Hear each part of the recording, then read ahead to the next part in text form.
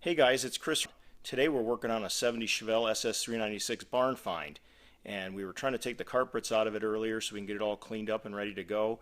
The car's been sitting since 1979 according to the license plate that we found inside of it.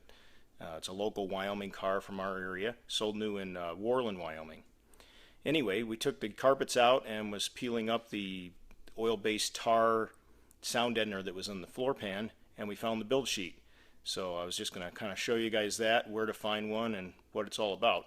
Now the build sheet is the kind of the birth certificate of a car. And so when it's coming down the factory line, it told the workers what parts to put on the car to make it what was ordered.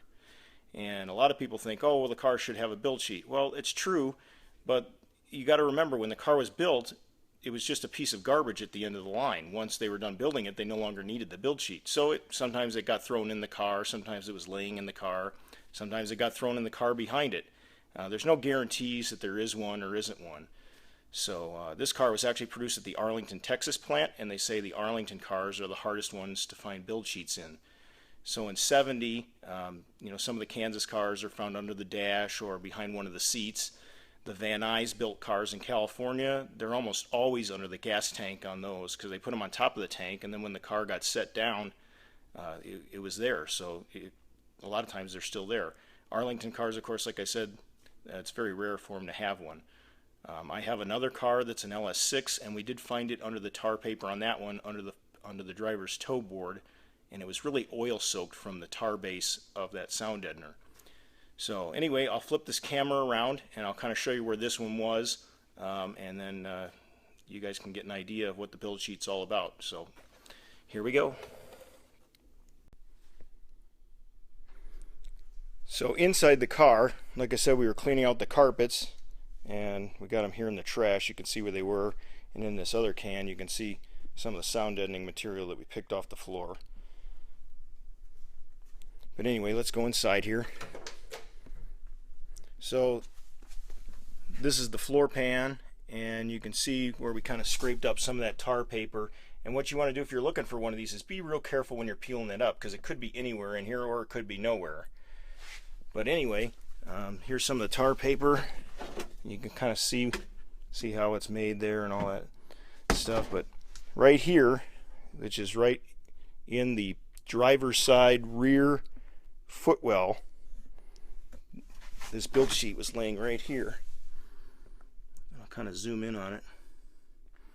And we peeled the tar paper already up off of it, and it was actually taped right here. You can see where it was originally taped to the floor pan, and it kind of got the shape of this drain plug right here. And you can see where all these years it sat, and none of the tar seeped through the build sheet, and so the floor pan is more white right where it was. So anyway, that's where it was in this car. And as you can see on the build sheet, it kind of just talks about what the car was and how it was built, all the codes from everything on this particular car, if we can get it to focus. There we go. You can see SS396 conversion over here on the right. Special ducted hood. This one had a bunch of lights like the trunk lid, under hood light, glove box light, ashtray light. There you can see L34, that's the 396 4-barrel engine. M40, which is the 3-speed automatic transmission, positive traction axle, 331 ratio. And then up here, a lot of the different things of how the car was built was on there.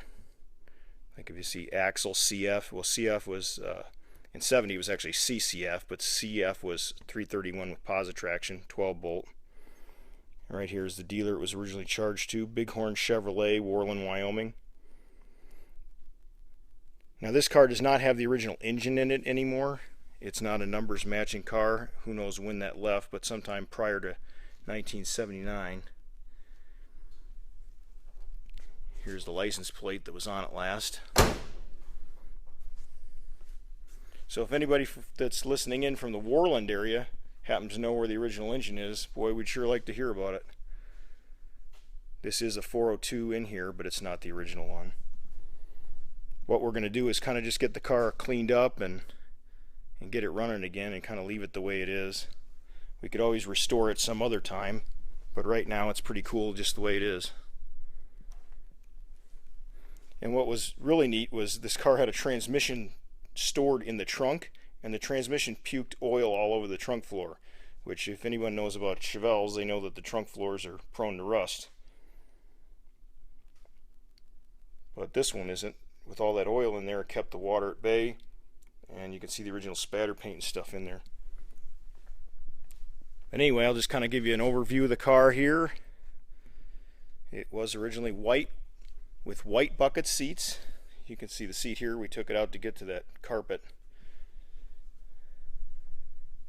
And it had the black stripes. And it was odd because it was a column shift car with bucket seats. Usually they had a console, but in this application no one ordered it.